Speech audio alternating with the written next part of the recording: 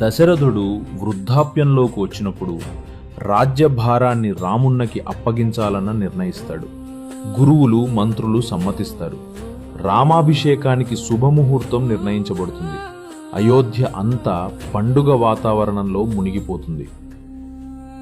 కైకేయి దాసి మంథర ఈ ఆనందాన్ని చూసి భయపడుతుంది.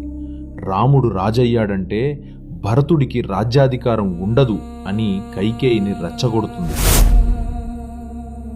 అప్పుడే కైకేయికి గుర్తొస్తుంది యుద్ధంలో దశరథుని ప్రాణాలు కాపాడినప్పుడు ఇచ్చిన 2 వరాలు. కైకేయి కోపభవనంలో పడి ఉంటుంది. విషయం తెలుసుకుని దశరథుడు అక్కడికి వెళ్తాడు. కైకేయి వరాలు అడుగుతుంది.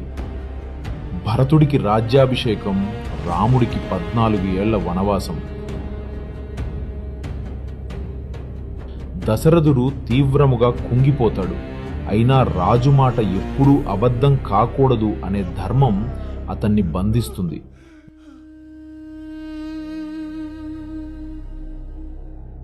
రామున్నకి విషయం చెప్పితే అతడు క్షణం కూడా విచలితుడుకాడు.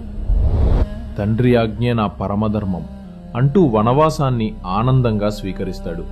సీత భర్తను విడిచి ఉండలేనని, అడవిలో కష్టాలన్నీ భరిస్తానని చెబుతుంది. లక్ష్మణుడు అన్నకు సేవ చేయడమే తన ధర్మమని వెంటనే వెంట వస్తాడు. కౌసల్య సుమిత్రదేవులు దుఃఖిస్తారు. ప్రజలు రాముణ్ణి విడిపోవలేక విలపిస్తారు. అయోధ్యలో ఆనందం శోకంగా మారుతుంది.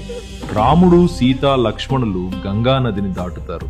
నిషాదరాజు గుహుడు రామునికి స్నేహితుడవుతాడు.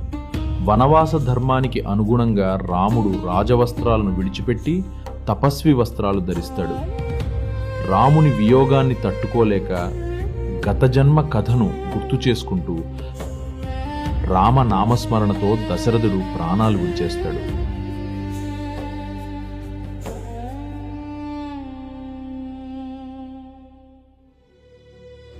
భరతుడు రాజ్యానికి వచ్చి నిజం తెలుసుకుని తల్లి కైకేయిని తీవ్రముగా నిందిస్తాడు. రాజ్యం తనకు అవసరం లేదని ప్రకటించి రాముణ్ణి తీసుకురావడానికి అడవికి వెళ్తాడు. చిత్రకూటంలో భరతుడు రాముని పాదాలపై పడతాడు. రాజ్యాన్ని స్వీకరించమని వేడుకుంటాడు. కాని రాముడు ధర్మం నుంచి తప్పడు. భరతుడు నందిగ్రామంలో రాముని ప్రతినిధి పాలకుడిగా జీవితం గడుపుతాడు. రాముని పాదుకలను సింహాసనంపై ఉంచి పాలన చేస్తాడు.